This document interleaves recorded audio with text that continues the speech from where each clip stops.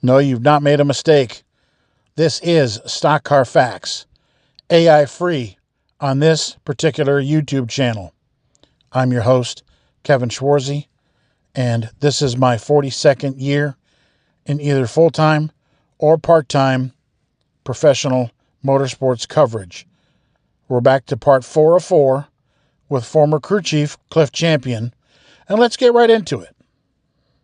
So now you're with Benny Parsons. Mm-hmm. Benny was, we knew Benny pretty well. My grandpa used to work for Union 76 in Detroit, and knew Benny's dad well. Yeah. My grandpa's name was Harold, and so was Benny's dad.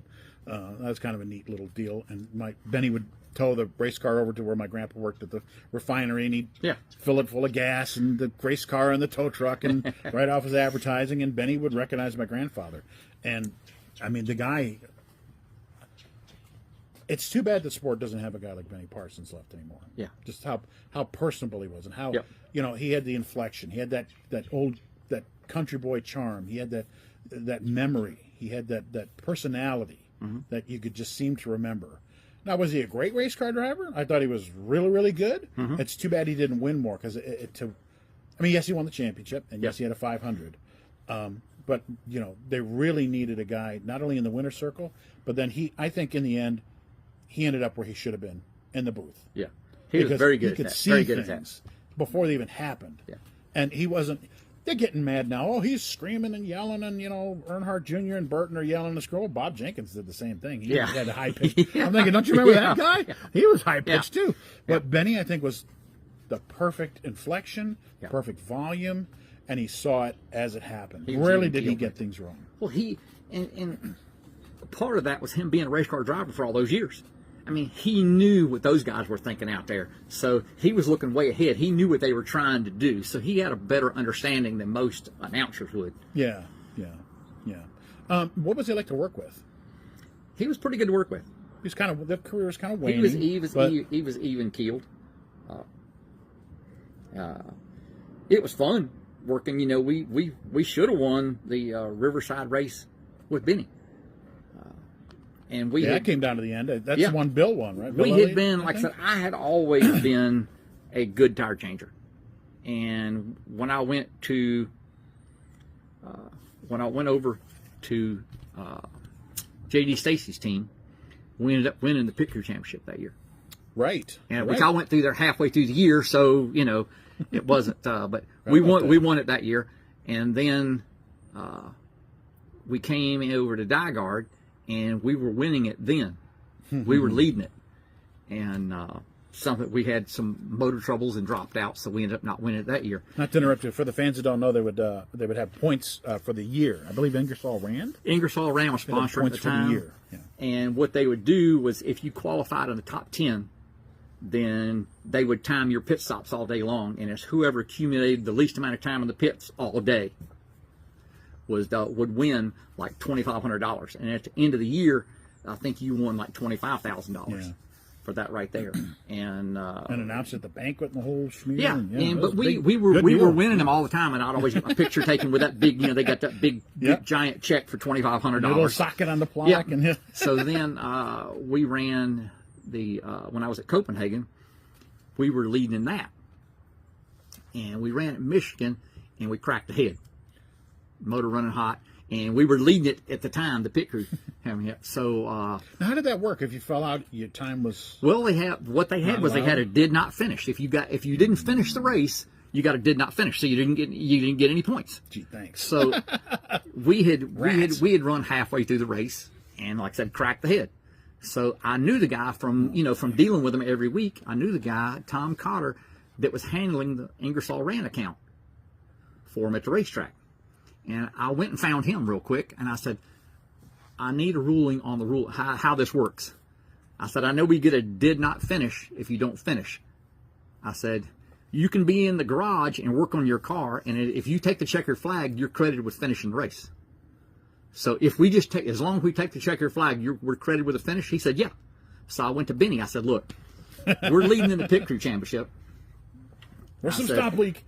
I said, yeah, we've got this ceramic seal that we put in them back then. And I said, it's up to you because it's your safety. I mean, I don't want the thing blowing up and you spinning the tires and hitting the wall out there. And Right. I said, well, you feel safe. We're going to sit you right inside the gate right here. We're going to put all the stop leak in it and have it going. When they come by for the white flag, we're going to send you out. And you go out, come around, take the checkered flag. We'll get credit with finishing right there. He said, yeah, I'll do that. Wow. So we all sat around and waited for the end of the race and did that. We got 3 points. When we got to end of the season, we were racing against Harry Gant in the school car with Travis Carter in them.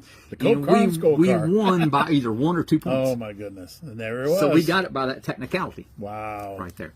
But just think about maybe asking a driver to do that today. Probably not. Yeah. We're talking about a superstar like Benny Parsons, Go ahead and do it. The thing is, okay. I don't know that a crew chief could ask a driver. Yeah. The difference between then is, especially when Darrell was there in Diegard, we would get off at the racetrack and we all go back to the motel. And most motels had a lounge. We'd go in there and he'd get a pitcher of beer and we'd all talk about, what was going on the next day and how's it going. Just talk about everything. Right. And now, motor coaches. You got all the motor coaches, and for a driver, for a crew chief to talk to the driver, he has to make an appointment. Yeah. You can't just stop by and wait till Tuesday for the team meeting. And everybody, you're just another number, and you just get replaced like that. Before it was, your guys were your guys, and you stuck with everybody no matter what. Right. So you're with Johnny for, you said what, 3 years, 4 seasons? I went over there in 83. At the end of the 82 season with Stacy, I left and went over there in 83, and I was there 83, 84, 85, and 86. So, and what happened there? I'm not sure. Because then they started running Phil, I think. We ran both of them.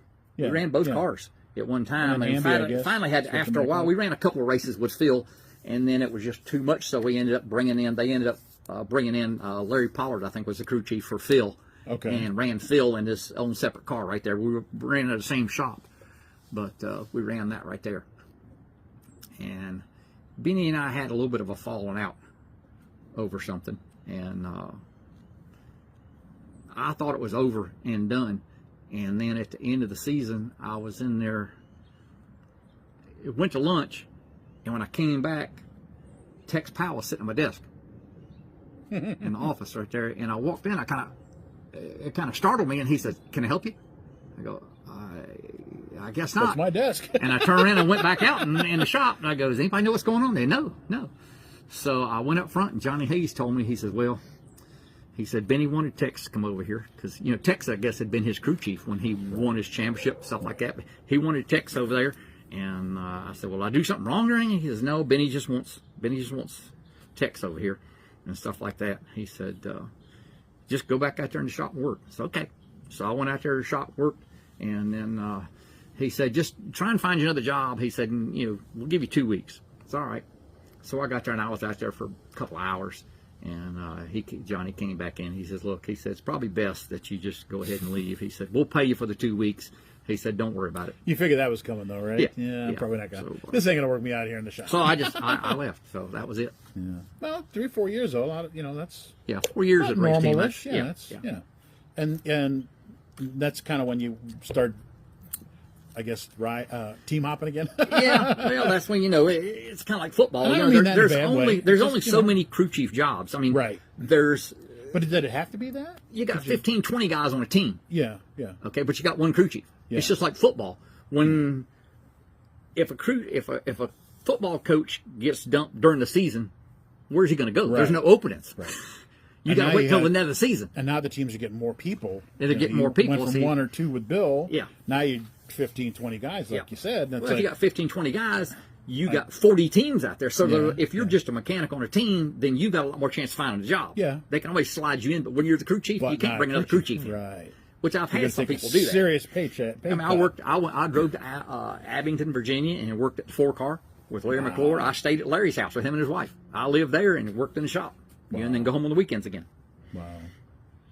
Was it at the time then? You said your last race was 2000, so you're looking now about 10 years to go in the sport. Yeah. Were you looking at it then going, that's not what it was. Maybe I should start looking at something else? No, I just, Still I fun was then? getting a little, you get kind of a bad taste in your mouth at the time, but a lot of times it was my own stupidity and stuff. I mean, I got to admit, I mean, I can be hard-headed and stuff, and when people didn't do something I liked, I just, because I'd always people just offer you jobs like that. Sure. And everything. So I quit. And the next thing you know, then the job wasn't coming along. When I left with Benny, they're just, the door kind of closed. And I got a phone call I had worked with Tim Richmond over at J.D. Stacy's. Right. Over there. And Tim and I got along real good. And I got a phone call. Good dude. Every time I talk to him, nice guy, good dude. Super nice guy. And I got a phone call from Jimmy Johnson over at Hendricks. Okay. Not Jimmy Johnson, the driver, but Jimmy Johnson that ran the team over there. That was kind of team manager, I guess he was. We're talking Hendrick was still pretty new when you're talking about. Yeah. And Tim had been over there and he'd left, when he was sick. And they called me and told me that Tim was coming back. And see, it was the funny part about when I left, when Benny wanted to get Tex Powell over there. Because then Benny left and went to Hendrick. And then, it was just It's like, huh? And they called me and said, this is weird. And then Benny quit and went over there. So that's one of, it's funny business. But he told me that Tim was coming back, and what they were going to do is they weren't going to let Benny go. They were going to keep Benny and give Harry Hyde and Benny together, put them two together, and they were going to bring Tim back and wanted me to be the crew chief for Tim. And I said, sure. And I never heard another word from him. I don't know what happened. Never did. And matter of fact, I ran into a friend of Rick's in the car business and everything like that, and he called me within the last year, maybe 2 years ago, and was telling me that he said, would you like to do something else? And we talked about maybe doing some business ventures or something. He said, he knew them real good, and I didn't have any clue that anybody else knew anything. I never really mentioned to anybody.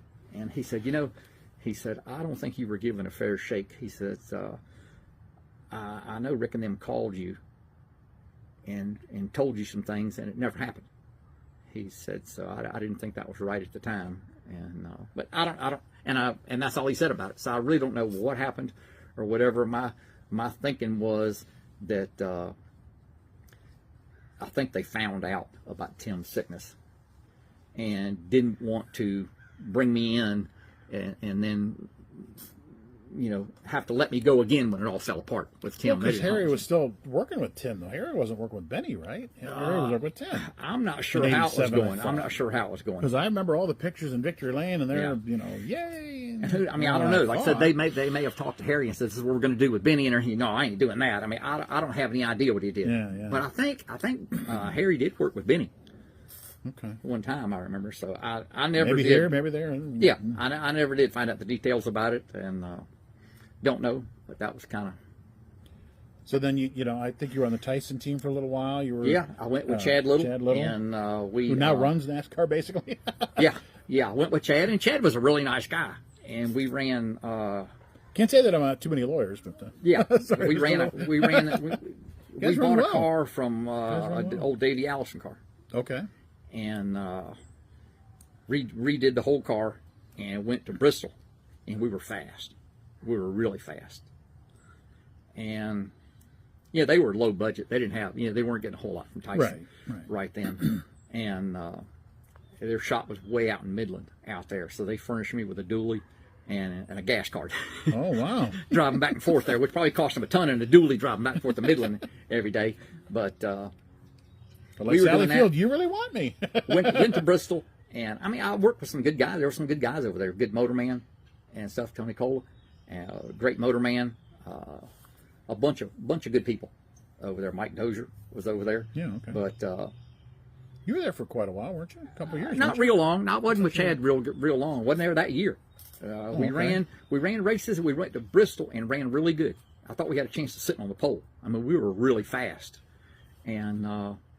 We had a guy, kind of a volunteer guy, helping us with tires and stuff like that. I told him, this is what I want. I want this kind of stagger in the front, and I want this kind of stagger in the rear. Find me a set of tires, and get this set up because we are fast. And he goes out there and goes into turn one, and he goes right up the wall. Didn't hit it, but he did everything but knock the wall down right there. And he came in, and we qualified like 30th or 32nd or something like that. Barely made the field. And we're sitting there on the back there. And that's when at Bristol, you backed right up to the pit wall, and the car was sitting right across the wall right there. Yep. And I looked, and the right front tire looked like it was about half flat. And I go, oh, crap, we got a flat tire or something. And I called the tire guy over there and check it, and it didn't have hardly any air in it. And he goes, well, yeah, that's what I said it. You told me you wanted this kind of stagger in the front, so he let the tire air down and the pressure in the right front tire to make the tire sizes like what I asked him for. And, he went down in the corner, probably had, 30 pounds of tire, and one that ought to had 60 pounds in it. In the corner right there, or ought to had 50 in it. So he's lucky he didn't wreck the car. Right. So once the race started, we ran really good. We ran in the top 5, right up in all day long. And then there was a wreck right there toward the end of the race. And not at Bristol. Tore the car up. Yeah, tore the car up. But we were running good. I was really proud of Chad and stuff and the guys. But ran good. Came home and had to go to the next race, and I told them that the rear housing there was bent so bad in that car. We were trying to fix the car and go back again. And I said, the rear housing cement. We had a brand new chassis sitting over there, so I said, just grab the rear housing out of that one, and we'll fix this one later. We don't have time to straighten the housing right now. Let's just get this one in Priorities. there. We'll get back to the racetrack. And his dad came in, and he's, what are you doing? I said, well, we had to rob that housing out of that car right there and everything. And it wasn't a couple hours later, he called me in the office. He said, look, I think you're used to working with big budgets and stuff like that. And he said, I figured the budget wrong, and I missed some things, and we're going to run out of money halfway through the season. He said, and you're the biggest paid guy here, so I'm going to have to let you go. Okay. So that was the end of that. Yeah. So, you get fired at places. You don't always quit. You get fired. Yeah. Well, he put it nicely. Yeah. He didn't say you're fired, but or like Trump would say, you fired. But, he put it nicely. And I told, it's funny because I went to Chad and I told him, I said, yeah, your dad called me and let me go. I said, I just want to tell you something. I said, you have what it takes to make it. If you stick with it and can get the right breaks and everything, but you do have the talent to do it. Yeah, he almost won the Xfinity title. And I felt he did. 1 year, yeah. A couple of years he won the Daytona Xfinity race, and he run good with the Ripken car. No, you're right. Any good cheating stories? Any innovative things you can? Like they say, the statute of limitations is gone. Come on. Not really. We took some cheated up cars. Mostly body stuff. When Leo was over at Copenhagen team, he would not cheat to save his life. He was that kind of guy. He wouldn't do it. Especially with the motor or something like that. He wouldn't do it. And I got Andy Peacher was my right hand guy back at the shop. He had been running a late model. He had done some stuff with Dale Jarrett, and he had been helping Phil Parsons run that car that they had, the little Skull car. And so they transitioned into this team right there. But I was hanging the bodies and doing all that myself right there. And I got with Andy, and we sat there and cut a car down to go to Daytona with. We took 3/8 of an inch out of each side of the roof, each side of the hood, each side of the deck lid. We narrowed the whole car up 3/8 of an inch on each side, not just one way, each side, and then fixed it so that it fit right where the templates went. But and then we went down to practice, and that was the first car to run 200 in practice down there. Now we came back and we didn't quite run, not quite 200, but. That would make the laser now. We did that, and it was funny because we sold that car later on. When we went to the Oldsmobiles and stuff, we sold the Chevrolets, and we sold it to a guy, Mike Laws. His dad was Bo Laws that ran drag racing with a carburetor company, and Mike still got the carburetor business from last I heard. But I haven't talked to him in a little while. Anyway, they bought the car and brought it to Talladega. And they took it to somebody, and they had that original, I guess, we had the regular coupe, and then they went to that Aero coupe. Yeah. And they took it somewhere and got it changed over. And they had to change all the deck lid and change everything over. Well, they got to the racetrack with it, and where we had the deck lid all cheated up and everything for all the templates and everything, they got over there, and you could about put a Coke bottle under the back, under the spoiler, on the back of the roof back there and everything. And Leo's like, "Oh my God, what did you guys do to that car?" I said, well, he said, "Well, we got to fix it." You weren't looking. He said, "You got to fix it. We got to fix it. You've got to make this right." And so we went down there, probably me and Andy and somebody else, a couple of us went down there and took took sawzalls and cut the quarter panels in two and dropped everything down, and we fixed it all up for the guy and everything for Mike and them. But felt bad about that and everything. But probably one of the earliest things I did was I was with Grant Adcox, and we'd been running fast. Like I said, we ended up qualifying fourth down there, but we'd been practicing fast. But the car needed a lot of nose weight. They didn't have good aerodynamics back then, and the car was floating in the front. You talking the Monte Carlo, or are you talking? This was the Oldsmobile. Okay. I heard there was a big. Was the big rubber front ends or something like that? Is that what they didn't have it back then. They just had a regular, that kind of a little bit of a slope nose. Yeah, the big chrome. And then the chrome bumper. Okay. Right there and stuff. And you were having to put blades and have to put stuff underneath of them down there. Regular little spoilers. They're straight blades. And I found practicing and testing that the car just wanted a lot of nose weight. So I took right in front of the radiator, there's a crossbar right there, and it's like a 2x3. And what I would do to keep the air from just coming in the radiator and hitting that thing and getting turbulence, I would put a pan in there that went from the radiator and to the top of that thing. So it smoothed the airflow right there, which is nothing wrong with that. Right. But you had a hollow space in between the two of them. So I had made some brackets in there. I had a 60-pound chunk of lead that I would bolt to that cross member. And see, all the rules were all the lead was supposed to be inside the frame rails from between there somewhere. But who's going to see it? Who's going to see it? How are you going to find it? Well, evidently somebody knew, somebody told, somebody suspected. Blabbermouths. Snitches get stitches.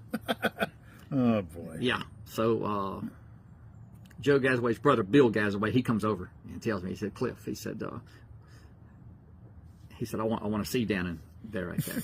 No, you don't. So I think we'd pull the rate. We're changing motors or something like that. I said, it's okay. So I drill that out and pull that panel up. Well, there's that piece of lead. He goes, how'd that get there? Get that out. You know you can't do that. Okay.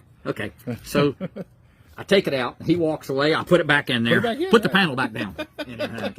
And we go out. A couple hours later, we're practicing and stuff, and we're still fast. So he comes by there. He said, Cliff, he said, I need to see back in that panel again. Okay. So I drill the rips out, and there's that panel. I pull the panel out, and there's that piece of lead again. Cliff, I mean, you can't do that. And okay. So I take that piece of lead out. I set it aside. He comes over with a folding, like a beach chair, sets it there, and says, okay, now put it back together. Okay, so I already got one of the other guys on the deal because Bill had been sitting there. So I had that piece of lead sitting right there, and I had all this stuff, and he said something to him, got him to turn the other way a second. I put that piece of lead right back in there and put the panel down, and I said, okay, Bill, I said, now you know that you saw for yourself that thing's not in there. He said, yep. I said, I'm going to silicone this thing now this time. I'm going to silicone it in there so there's no question about it. It's going to be sealed right there. It's not in there. He said, okay, that's fine. So I siliconed it all back down there. We were good. That was the end of it. Too funny. What teams you enjoy working with the most? God, they were all fun. I mean, I probably the best time I enjoyed was during the Copenhagen days over there. We ran a partial schedule, which was nice. It probably ruined me because I didn't want to run full schedule. I had to work all the hours and do everything. Boy, I like this. But yeah, it was kind of nice. You actually got to know your next door neighbor. Went to dinner with them sometimes, stuff like that. But I enjoyed Johnny Hayes that owned the team. He was just a laid back guy, and he let you run the thing.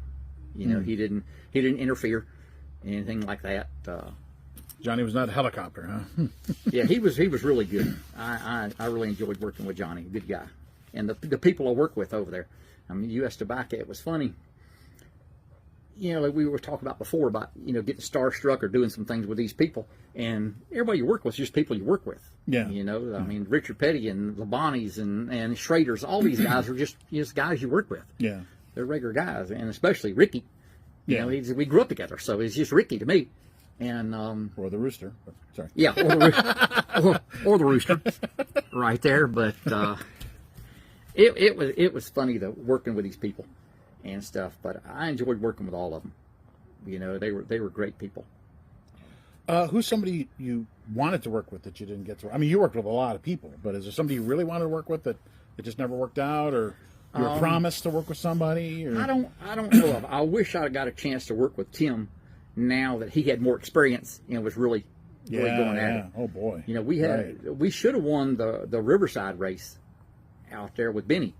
Right there at the end of that thing. We were leading the race, and the rain came, and they kind of slowed up. And you know, Benny, he's won races, and he's an older guy and stuff. And Bill Elliott had never won a race, and they threw the green flag, and they went down, and they went through one corner, and it just started raining a little bit, and you know, Benny backed off because of the rain, and Bill dove under him right there, got the lead. Well, then they threw the caution right there before we ever got back again. So that one turn, he got us, and so we missed winning that race. I remember listening to that race on the radio, and you know, being a Benny fan, you know, Detroit area. Oh, Bill's gonna win. Yeah, yeah. Typical racing, you know. Yeah. So now, what are you doing? Well, when I got out in 2000, Ricky came to me and told me that he was thinking about getting out. He said, "I'm thinking about selling the team." He said, "I'm supposed to talk to Robert Yates down there at the end of the season, right there, and make the deal final, right there." And I'd been thinking about, I was just getting burned out on this stuff and everything. And I was working for Ricky. We were doing research and development special projects in Ricky's shop for Ford Motor Company. He had a center block building in the shop, and we built a car for them, with them, and everything, and with their engineers and all that. Went and did some testing. Is that what Andy Hillenberg was supposed to drive? Andy did drive it.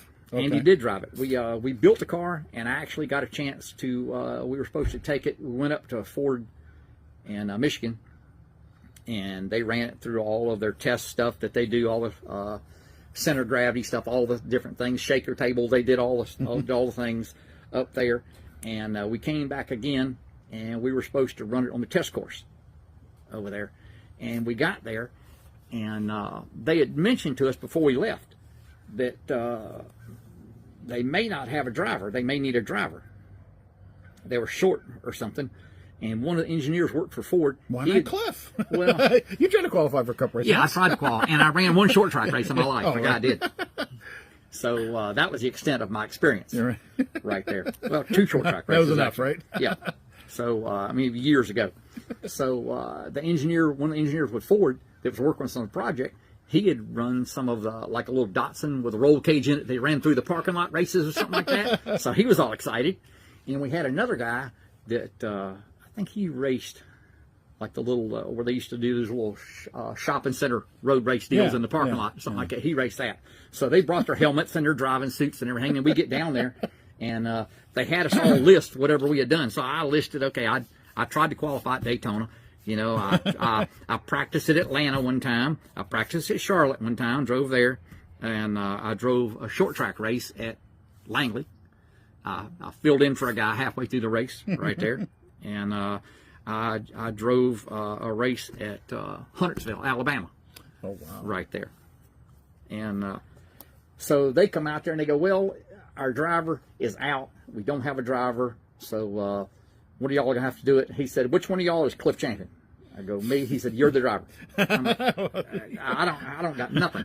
So the guy from the Ford engineer, he gave me his fire suit to wear, and I didn't have anything, and a helmet. I think I got one of their helmets for his helmet, and drove. But they had what they called a coast down run. Okay. And this thing's like, oh God, 3, 4, 5 miles long, and it's like when you get to the end of the street and you got a court, they had like a circle at each end of it. And this thing was a flat track. They had taken the curvature of the earth into effect for this thing. And they had all the instrumentation on it. And what you would do is you would go down at 45 miles an hour and then turn around. I mean, you'd go out for, maybe a couple hundred yards, about 100 yards, and turn around and come back at 45 miles an hour. And they would zero all the aero equipment, all the instruments on the car. And then you would stop, and then you would just take off and get going as fast as you could and get up to 150 miles an hour and then kick it in neutral. And just coast. And they had all the information. They could do aerodynamic stuff and different things. They were measuring how low the car rode.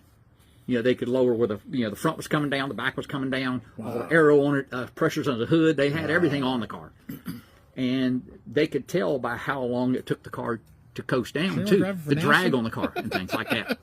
Sounds like a spaceship. So we did that for a long, and I learned a lot. I told them when I got back, I said, every crew chief ought to go do this. Because instead of a driver coming in and say, hey, I'm a little loose, you know, how about putting me around a wedge? And I mean, how much does that actually do? And I learned that when we had Mike Bliss, the first race he ran with us. You know, he just showed up and we put him in the truck and he went out and qualified and we raced at, was it Lone Pine or something out in Seattle or something over there. And during the race, he comes on, he said, the truck's loose. He said, put me some wedge in it. I said, do you want 1 round or 2 rounds? He said, well, how much does 1 round do? How do you explain that to a guy during the race on the radio?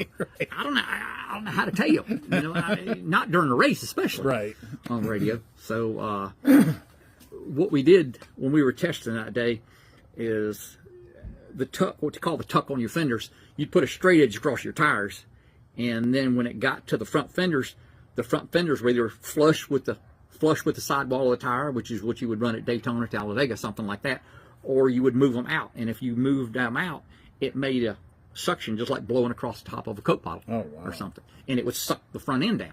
Wow. That's where you got downforce and stuff. And we tested that car, and what they did was I would sit in the car and sit there, and they said, okay, we're going to make a change to the car. And they wouldn't tell me what it was. I just have to keep my head down and my eyes closed. And they'd come out, I'd go down, and I'd tell them, okay, it did this. It did that. And I was surprised at what they were doing, the effect that it had. And we started with the tire, with the fenders flush with the tires. And then we moved them out a quarter, and then moved out a quarter on the left, quarter on the right. So we were out to a 1/2 inch. And the very first time I went out and it was there, I said, when you're going down, you feel like the car's floating. The steering wheel is very light. You could just feel it floating down the straightaway. And then on the second one, I said, that's better. I said, but you move the left front fender out. And I said, I'm having to turn the wheel this way a little bit because it's pushing the car that way. Just moving a 1/4 inch. So then by the time... So now we're talking finite. Yeah. And I didn't realize it made that big of a difference in the car. When we moved it both out 1/2 inch, I said, you can't believe. I said, I can feel... I'm sitting at an angle in the car like this now. That's how much difference it made. You can actually feel yourself sitting downhill in the car. I said, every crew chief ought to go through this. Wow. So that, you said that was Rudd's team, right? That was Victor Ford. Yeah, that was Rudd's. But now you said, you know, Ricky moves on. He was quitting. And he was going to move on. Me and too. I'd gotten burned out in the business. You know, we actually built that car, and Andy Hillenberg drove it for us at Charlotte race. Okay. But anyway, and then they decided that, you know, they disbanded everything. Ricky sold the team and all. So I'd been raised at the beach and stuff, and I had a 42-foot yacht over at the yacht club right there in Cornelius. And I've been around boats all my life and love boating in the water, stuff like that. Lived on the lake and all those things. So a guy at the yacht club had a houseboat, and he would take people out for a ride. And I was like, oh, let's do this as a business. And I talked to him. He said, no, go ahead. So I went and bought a boat, and I had it brought in, and I started running a charter business. It was 80 foot. It'd hold 120 people. Wow. And we would do dinner parties. It was when you say a charter boat, people think of a fishing charter, but we did like corporate entertaining, weddings, birthdays, things like that. I heard you did Marcus's retirement party, for example, things like that. Yeah, we did that for him, and James Hilton and Evelyn came to that. Yeah. Bobby and Donnie came, and they actually both brought a shock box, like a shock absorber box. Oh. And in each box was a wingtip with the number 71 painted on the toe, and they gave him to Dave for that right there. Doyle Ford, the starter, the flagman, he came. You know, we had a lot of people show up for that thing. Yeah. Now, we won't, we know what happened with the boat. We won't get into that. But... and, we talked on the phone before doing this show about, the lovely legal profession that you had to deal with. Yeah. So now you're out of the charter boat business. Now what are you into? Well, a friend of mine that I had worked with over at Hendrick, when I was over there for a little while with Ray Hendrick, Jeff Gordon. Mm-hmm. And he worked on the Tide car over there. And we would meet each other at the thing, and we started going to Bible studies together and got to know each other, and him and his wife broke up, so they split up, and he ended up moving in with me. I had a house on the lake right around the corner there, so he moved in with me right there. And after all the boat stuff went down, he called me, and he'd been calling me wanting me to come to work over there for a while, but I'm like, he had a business rebuilding the old 66 to 77 Ford Broncos. Wow. He grew up in California. He did the desert racing with guys over there, some Chevrolet teams. Yeah, he did that. That was big. And he had one when he was in high school. So he actually had moved out here and brought his Bronco with him. He's still got it in his garage at home. Wow. His old Bronco from high school. But I didn't think it'd be that much work on them. I mean, how much demand can it be? So I went to work over there, and it's been about 12 years ago now. I've been over there. Yeah, I've been over there a long time. Longest job you ever had, huh? But, yeah, By yeah, far. it is really. Yeah. But I got there, and it was really interesting. I mean, we're booked 2 years out. So job security. Two years wow. out, we're booked, and I mean that's all we do. You know, is all day, every day. And that's all we do. 66 to 77 Ford Broncos. But 9 to 5 a week, though. I mean, you're home every night. And, yeah, 5 days a week. Wow. Don't work Saturdays or nothing. He said, I know what it was like racing. He said, I want you to work a regular job, go home, have a family, have a life, and we just work. You know, work your 8 hours a day, and that's it. So, at the end of every show, and folks, thanks for tuning in. And again, I always ask you to like and subscribe. Get us those views up, because that sure helps me, and hit that notification bell. But and I always ask folks when they're on the show, not like you're dying, but Yeah. if you could write your own epitaph, your own big speech at your own funeral, whatever, you could write your own headstone. I guess what I'm asking is how would you want to be remembered? What would you want people to say about you?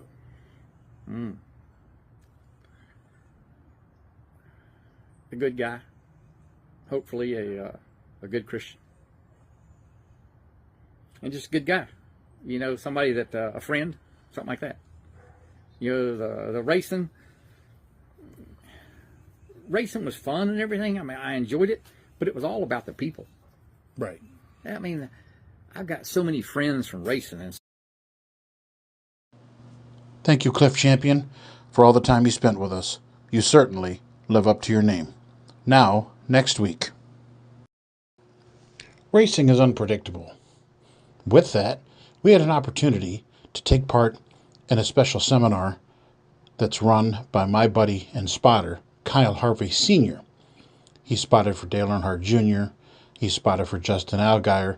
He's got Cup wins, he's got Xfinity wins, he's got truck wins, he's got ARCA wins, and he has 30 years in the stand talking to drivers, telling them where to go and how to do it correctly.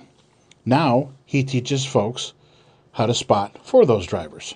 So we're going to tune in next week, live, hopefully, at that seminar. So please have a listen and have a look next Tuesday at about noon.